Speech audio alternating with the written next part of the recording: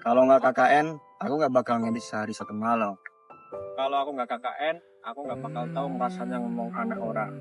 Kalau nggak KKN, aku nggak bakalan marah setiap hari cuman buat bangunin mereka yang nggak bangun-bangun. Kalau nggak KKN, aku nggak bakal dipanggil Koko. Kalau nggak KKN, aku nggak bakal ngontak.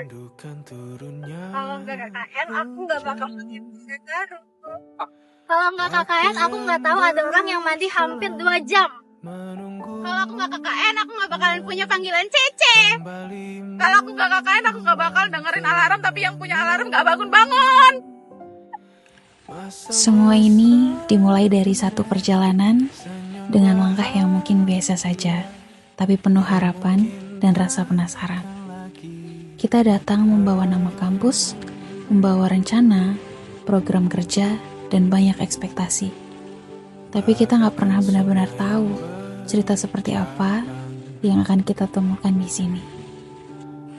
Di desa ini, kita belajar banyak hal tentang sederhana yang ternyata bermakna, tentang tawa kecil yang terasa hangat, dan tentang kebersamaan yang datang tanpa direncanakan. Kita belajar bahwa pengabdian bukan selalu tentang hal besar yang terlihat hebat. Kadang, itu hanya tentang hadir, tentang mendengar, tentang berbagi waktu dengan orang-orang yang baru kita kenal. Ada hari yang berjalan begitu cepat, ada juga hari yang terasa panjang dan melelahkan. Ada rencana yang berjalan lancar, dan ada juga yang harus kita ulang dari awal. Tapi justru disitulah ceritanya terbentuk. Di antara capek, tawa, dan kebersamaan yang gak pernah direncanakan.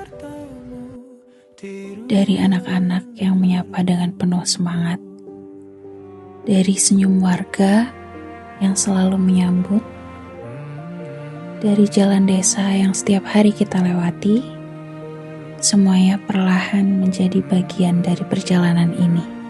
Tanpa kita sadari, tempat yang awalnya terasa asing, pelan-pelan berubah menjadi tempat yang sulit untuk ditinggalkan. Waktu di sini mungkin tidak lama, hanya beberapa minggu yang terasa begitu cepat berlalu. Tapi cerita yang tercipta di dalamnya terasa jauh lebih panjang dari sekedar waktu. Kita datang sebagai orang asing, lalu pulang dengan membawa kenangan yang mungkin akan selalu kita ceritakan suatu hari nanti.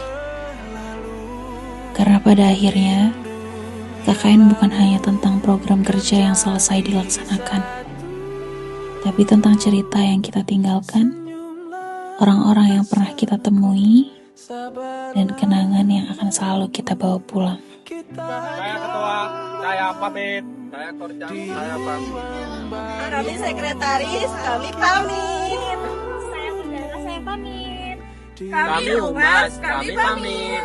Kami PDD, kami pamit. Suatu hari nanti, kita akan melihat video ini lagi dan sadar bahwa kita pernah menjadi bagian dari cerita kecil yang begitu berarti.